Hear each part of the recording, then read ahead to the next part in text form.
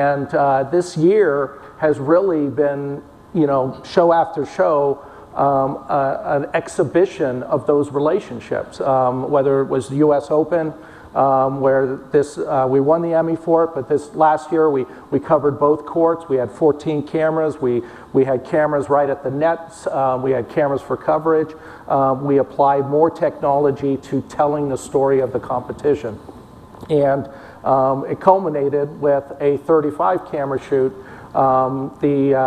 which was a true 5D production in collaboration with ESPN. In my opinion, the most incredible visual experience, because if you want to see a hook shot, there's only one way to do it, and that's in 3D. Yeah, I mean, I think partnerships are what it's all about. You know, in a few different ways. I think the 3D practitioners, you know, over the last few years have really, in general, and I think we were guilty of this at one point a few years ago as well, done themselves a disservice by making 3D mysterious, and by trying to cling to essentially a job and a revenue stream by saying, well, you don't really know what you're doing. You need us to be the gatekeepers of 3D production. And I think that was really off-putting to people that had been doing their jobs very, very well for 10 or 20 or 30 years.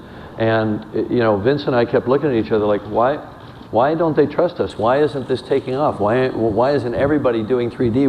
We constantly demonstrate how great it looks, and the audience constantly reaffirms how much they love it. Why isn't it taking off? And we realized that there was a disconnect at the point at which people were deciding to move into producing content. You know, Vince and I have always said, you know, we're going to be producers of content. That turns out to be a very, very small part of what CPG is all about. Yes, we'll pick certain projects that we personally love to get more involved in on a producing level as producing partners, like the Cirque du Soleil project being an example. But we can't, just the two of us, produce enough content to move the needle at all in terms of broadcast. We need to enable the others out there who are doing it day in and day out, who have the shows, who have the sports licenses, who are doing this stuff already. We need to enable them. And we realized that there was a disconnect, that the message that was coming out of the 3D community was, you don't know what you're doing, you therefore need us. And the message that Vince and I have been really putting out for the last year and standing behind in terms of the way we develop our technology and our methodologies is, you know exactly what you're doing. We will stand behind you and enable what you want.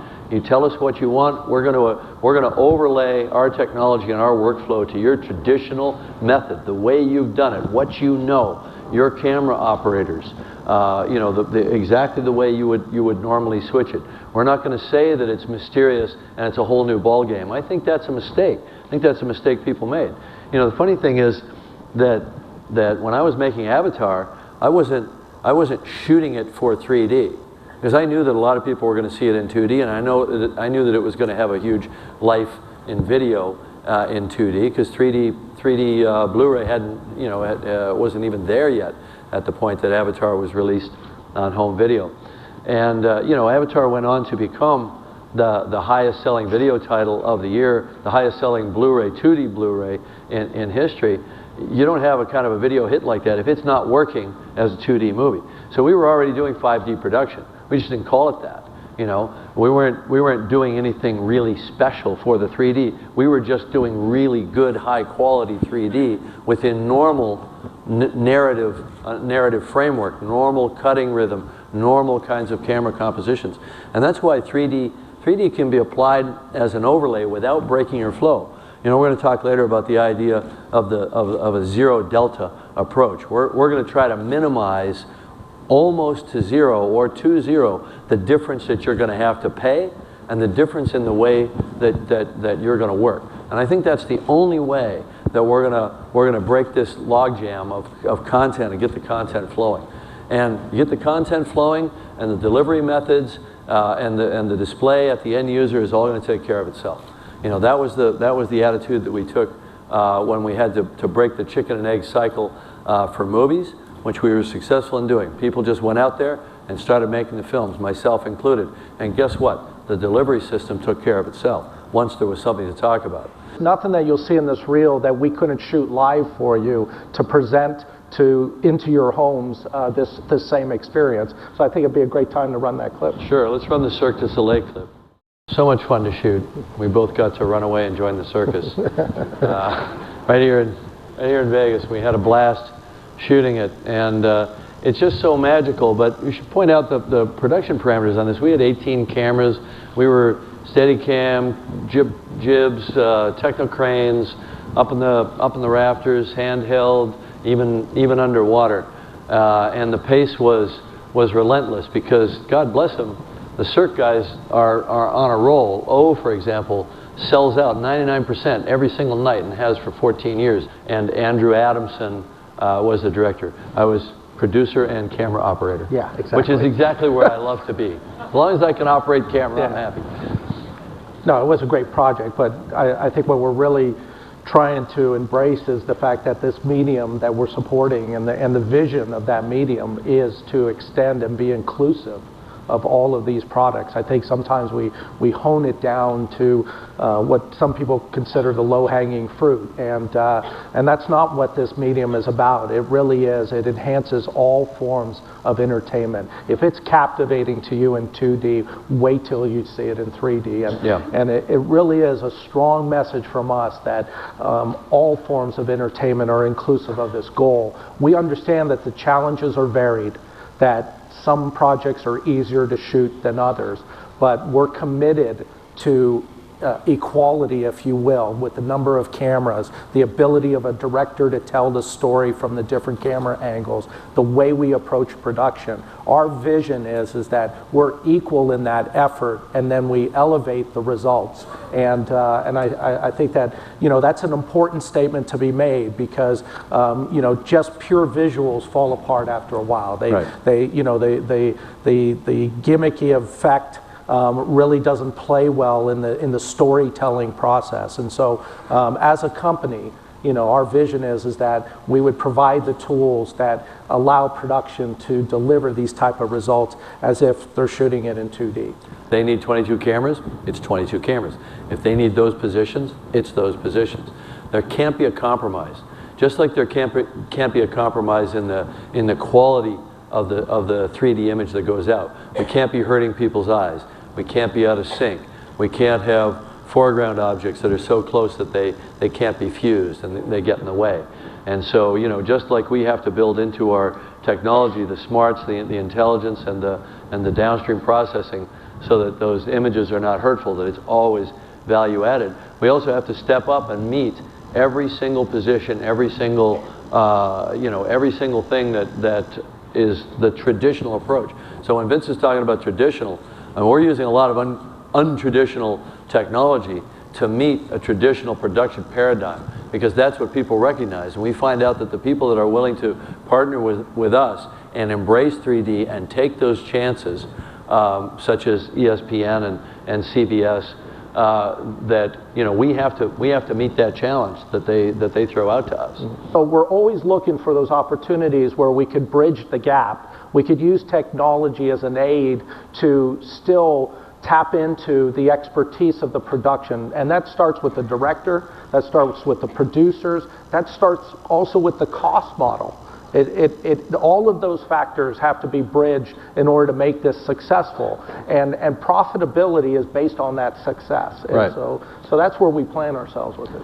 Well, you know, look, I mean, people who are out there, you know, broadcasting whatever it is, whatever sport it is, they know it and they're profitable at it. They know how to do it.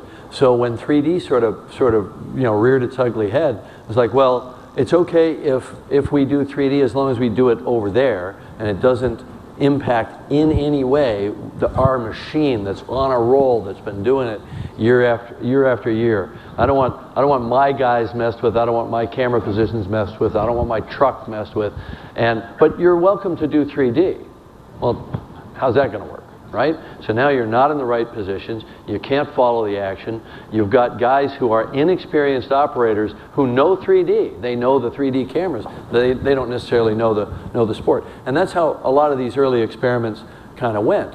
Plus, the delta was huge because you had 100% of the main production unit and another production unit.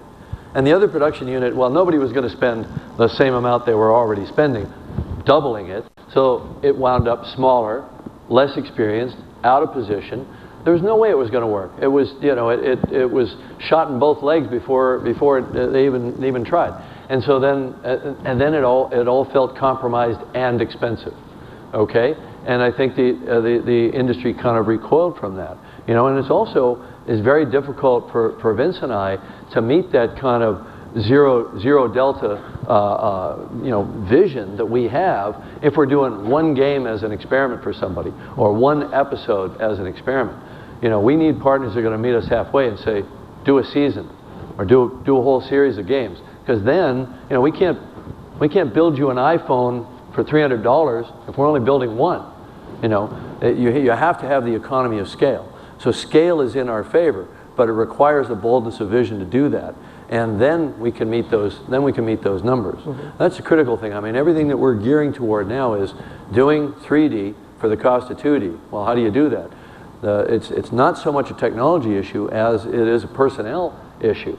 If every single 3D camera has got to have a 3D technician standing behind it somewhere in the chain, you're dead. You can't do it. You got 22 camera positions, that's 22 extra airfares. You know, if there's a guy pulling interocular and convergence and all that.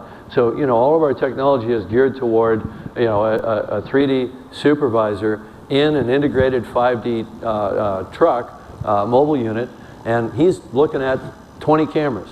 And the software is doing the work for him. He's looking at a single page.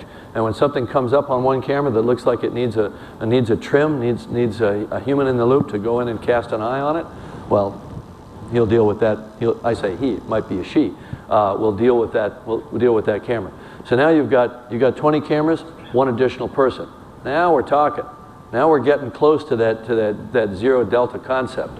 But it requires a lot of technological development, which we've been doing over the last year at an almost logarithmic rate to be able to do that. And